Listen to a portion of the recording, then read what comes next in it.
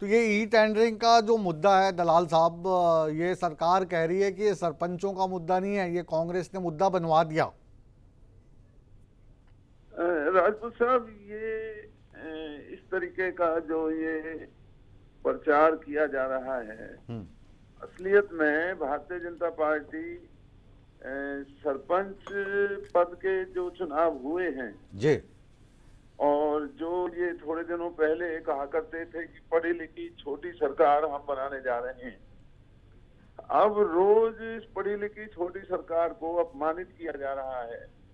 बिना किसी शिकायत, बिना किसी शिकवे के किसी के चरित्र पर आरोप लगाना कि ये सरपंच हरियाणा में सभी गैर जिम्मेवार हैं और भ्रष्टाचार में संलिप्त हैं, ये बहुत ही आपत्तिजनक बात है। सरकार को ऐसा नहीं करना चाहिए। सरपंचों को लोगों ने चुना है और गांव की मर्जी के मुताबिक उन्हें काम करने का अधिकार है। उनसे काम लेकर के, और ये जो हरियाणा में करप्ट जो पंचायत राज डिपार्टमेंट का जो सिस्टम है उसको सौंप करके ये न केवल सरपंचों के अधिकारों पर डाटा है, बल्कि भ्रष्टाचार का एक नया तरीका हरियाणा की सरकार ने बना रखा है। इस वक्त जो मेरी बात हो रही है वो हो रही है करण दलाल से, और करण दलाल जो शख्स हैं वो हर एक बात को करते हैं तर्क के आधार पर। जब प्रेस कॉन्फ्रेंस करते हैं या किसी पर आरोप प्रत्यारोप लगाते हैं तो कागज़ साथ में लाते हैं। सरकार की ये जो प्रक्रिया है ई टेंडरिंग की, 2 लाख रुपए तक सरपंच अपनी इच्छा से किसी ठेकेदार को काम दे सकता है, काम करवा सकता है। 2 लाख के ऊपर का जो काम होगा उसमें कई सारे फिर स्लैब्स बनाए गए हैं, वो काम ई टेंडरिंग से होगा।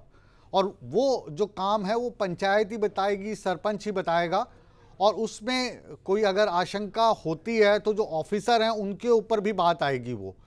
तो इस ट्रांसपेरेंट सिस्टम पर उंगली उठाने का किस लिहाज से बनता है? क्योंकि ये प्रचारित ये हो रहा है कि अब सरपंच जो है वो अपना काम करवा ही नहीं पाएंगे, ऑफिसर ही करवा देंगे, जबकि ये बात सच नहीं है, ये आप जानते हैं दलाल साहब।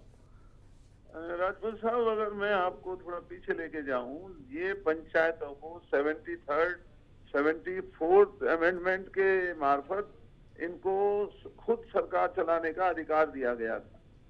और कई देश में ऐसे प्रदेश है, वेस्ट बंगाल है, इधर हमारा पड़ोस में हिमाचल है, गुजरात है, सरकार गुजरात मॉडल की बात करती है, वहां सरपंचों के अधिकार डिप्टी कमिश्नर से ज्यादा हैं और इन्हें सरपंचों को मान सम्मान देकर के इन्हें काम करने का हक होना चाहिए। ये टेंडरिंग का जो तरीका है, इसमें अधिकारी, ज्यादातर अधिकारी करप्शन में इन्वॉल्व होते हैं, क्योंकि उन्हें ऊपर की सरकार का स्वामित्व इनको प्राप्त होता है और ऊपर से नीचे तक इस सरकार में भ्रष्टाचार का जो बोलबाला हरियाणा में बना हुआ है। हाँ, मैं ये कहता हूँ, मान लीजिए कि कोई सरपंच गलत काम करता है तो उसके खिलाफ आप कार्रवाई करें। सर अभी हम ये मान रहे हैं कि अभी हरियाणा में जो कांग्रेस की सरकार नहीं है, ठीक है, लेकिन राजस्थान में कांग्रेस की सरकार है, हिमाचल में अभी कांग्रेस की सरकार बनी है, वेस्ट बंगाल में टीएमसी की सरकार है। उसी तरीके से बहुत सारे राज्य हैं जहाँ पे भाजपा की सरकार नहीं है। एक चीज़ तो आप जानते हैं, आप खुद मिनिस्टर रहे हैं, बड़े नेता हैं, कि जो सरकार को या जो कार्यों को वो जो प्रतिनिधि हैं, चाहे वो सरपंच हो, एमएलए हो, मिनिस्टर हो, उनसे ज़्यादा जो चलाने का जो काम होता है, 90% कार्य तो जो ब्यूरोक्रेसी है वही चलाती है। तो इसको कैसे चेंज किया जाए? और आप कहें कि जो ब्यूरोक्रेट्स हैं वो सारे बेईमान हैं, सिर्फ जो चुने हुए प्रतिनिधि हैं वही ईमानदार हैं, तो वैसे तो बैलेंस नहीं बैठ सकता ना सर। नहीं राजू साहब, आप सही कह रहे हैं। मैं ये नहीं कह रहा हूँ कि सारे ब्यूरोक्रेट्स करप्ट हैं, लेकिन उसी तरीके से इनको ये मानना चाहिए सारे सरपंच भी करप्ट नहीं जी। सरपंच और जो महिला सरपंच चुनी गई हैं, पढ़ी लिखी हमारी बेटियां हैं जी, जो लड़के हैं, वो जो चुने गए हैं, गांव ने उनको चुना है, तो उनको काम करने का अधिकार है। ये संविधान में लिखा हुआ है। 73rd जो अमेंडमेंट है, पंचायती राज इंस्टीट्यूशंस के प्रोविजन को आप देखिए, उनके काम में दखल देना ये असंवैधानिक है जो हरियाणा सरकार कर रही है। इनको कोई हक नहीं है, ये अपनी सरकार को तो चला नहीं पा रहे हैं, जगह जगह पूरा अभी हरियाणा चारों तरफ से हाहाकार मच रहा है अभी और गांवों की पंचायतों को ये इस तरीके से आरोपित कर अभी रहे हैं। आपसे पहले लक्ष्मण दास जी जुड़े थे, भारतीय जनता पार्टी के एमएलए हैं। वो कह रहे हैं कि मैं तो एमएलए हूं जी, मेरे पास तो 2 लाख का भी राइट नहीं है, पंचों को हाँ तो तो 2 लाख का दे दिया। तो उनको दुख हो रहा था इस चीज से कि एमएलए नहीं, तो उनको बड़ा ही होता है ना सरपंच से। एमएलए साहब को शायद ये पता नहीं है कि ये एमएलए कानून बनाने के लिए जाते हैं, वहां कानून बना करके या विधानसभा की कमेटियों में बैठ करके वो प्रशासन और लोगों का भला कर सकते हैं। तो उनका काम करना वो है, उन्हें लाखों से या डेवलपमेंट से विधायक का सीधे तौर पर कोई संबंध नहीं होता। उनका सरकार के ऊपर निगरानी करना, प्रदेश के अंदर कानून बनाना, कानूनों की पालना ठीक होती है नहीं होती, ये उनका काम। तो ये वाला जो काम है ये सरपंच का क्यों ना हो कि वो जो अपने इलाके में काम करवाने के लिए जिम्मेदार हैं, सीपीडब्ल्यूडी के लोग, पीडब्ल्यूडी के लोग, तो जो उसमें जेई हैं, एसडीओ हैं, एक्सीएन हैं, उन पर निगरानी बना के रखे। तो गांव वाली जगह में वो क्यों नहीं एमएलए की तरह काम कर सकते? मैं आकर के बाकायदे सबूत दे करके बताऊंगा कि ई टेंडरिंग हरियाणा में एक फ्रॉड है तरीका।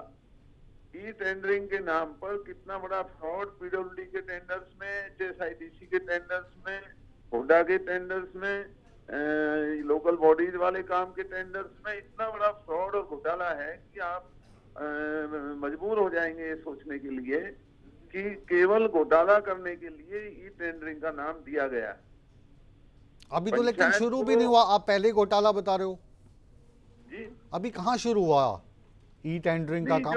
जो हरियाणा, मैं कह रहा हूँ जो ई टेंडरिंग का काम हरियाणा में चल रहा है, अच्छा, पीडब्ल्यूडी का देखिए, लोकल बॉडीज का देखिए, हुडा और एचएसआईडीसी के देखिए, भाजपा के चहेते लोगों को वहाँ ई टेंडरिंग के माध्यम से टेंडर अलॉट किए जाते हैं और इनकम टैक्स ईडी का डर दिखा करके टेंडर ही नहीं भरने देते किसी को।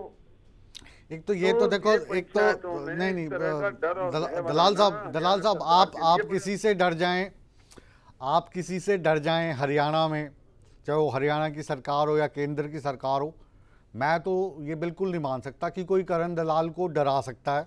और करण दलाल अगर बिजनेसमैन के तौर पर कोई टेंडर भरना चाहते हैं तो उनको मनोहर लाल खट्टर रोक सकते हैं या उनको चौटाला रोक सकते हैं।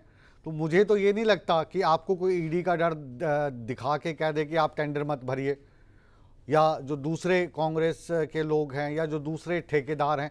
जाहिर है आज की तारीख में सारे जो ठेकेदार हैं वो भाजपा के और जजपा के नहीं होंगे, कांग्रेस वाले भी सालों से काम करते आ रहे हैं। तो इस वाले डर का तो जो आप तर्क दे रहे हैं, आज पहली बार मुझे आपका तर्क ठीक नहीं लग रहा। नहीं, मैं आपको सही एक बात बता रहा हूँ कि ई टेंडरिंग का नाम दे करके प्रदेश में बहुत बड़ा घोटाला हो रहा है। पंचायत में ये कहते हैं कि गांव सभा के सामने ठेका छोड़ा जाएगा, वो तो कोई बात है। हाँ भाई ग्राम सभा के सामने ठेका छोड़िए, वहाँ हेराफेरी क्या होगी। हाँ, लेकिन ये ई टेंडरिंग का नाम दे करके अधिकारियों की जेब भरने का, और ऊपर जो सरकार बैठी हुई है, विभाग के महकमे के मंत्री और विधायकों की सहूलियत के लिए ये इस तरह ही टेंडरिंग का सर- बहाना बना सर, करके अभी- प्रदेश में अभी- डेवलपमेंट को रोका जा रहा है। अभी तो देखिए कुछ देश ऐसे हैं जहाँ पर जो वोटिंग है वो भी अब आप कहें कि ये इलेक्ट्रॉनिक माध्यम से होने लगी है। तो हम तो छोटी सी ई टेंडरिंग को लेकर मुखालफत कर रहे हैं। कहाँ पे पहुँच गए हैं छोटे छोटे देश, इजराइल, फिनलैंड, जहाँ पर खाली मतलब इस इलेक्ट्रॉनिक डिवाइस की वजह से उन छोटे छोटे देशों को पूरी दुनिया के ऊपर लाके खड़ा कर दिया है। हम अगर इन चीज़ों का विरोध करेंगे और उन्हीं कागज़ों में अटके रहेंगे, फाइलों में अटके रहेंगे, तो आपको लगता नहीं कि जो ट्रांसपेरेंट सिस्टम बन रहा है उसको हम कहीं ना कहीं रोक रहे हैं? ऐसे होंगे पंचायतें, उनको 73rd अमेंडमेंट से पूरे अधिकार, उनको काम करने दें। ये कौन होते हैं उनको ये कहने वाले कि ऐसा होगा? हाँ, अगर पंचायतें खुद कहें कि हमें ई टेंडरिंग करना है तो वो कर सकते हैं। मान लीजिए 2 ठेकेदार हैं, एक ठेकेदार मैं हूं और एक आप हैं। आपने भी ई टेंडर से ठेका भरा, मैंने भी ई टेंडर से ठेका भरा, और आपको वो ठेका मिल जाता है क्योंकि आपने उसमें कम राशि भरी है। तो मुझे ये देखने का अधिकार रहेगा ना कि ये ठेका जो है करण दलाल जी को क्यों दे दिया, मुझे क्यों नहीं दिया। तो वो वाले अधिकार तो हैं अपने पास, और जो पंचायत हैं वो उन अधिकारों की देखरेख के लिए, सुरक्षा के लिए है। सरपंच की उसमें भूमिका है या खत्म हो गई है भूमिका? देखिए, इस पूरे देश में एक ही संस्था ऐसी है जिनको सीधे तौर पर अधिकार है, वो है सरपंच। वरना तो कोई सीधे तौर पर अपने अधिकारों का प्रयोग संस्था में नहीं कर सकता। पंचायत के सरपंच को सीधे तौर पर हुकूमत का अधिकार है कि वो गांव में अपनी हुकूमत कैसे चलाएंगे। अब ये सरकार उनकी हुकूमत में रोड़ा बन करके खड़ी हो गई है और इस तरह से उनको रोज अपमानित करती है। तो ये राजपूत साहब प्रदेश के लिए कोई अच्छी बात नहीं है।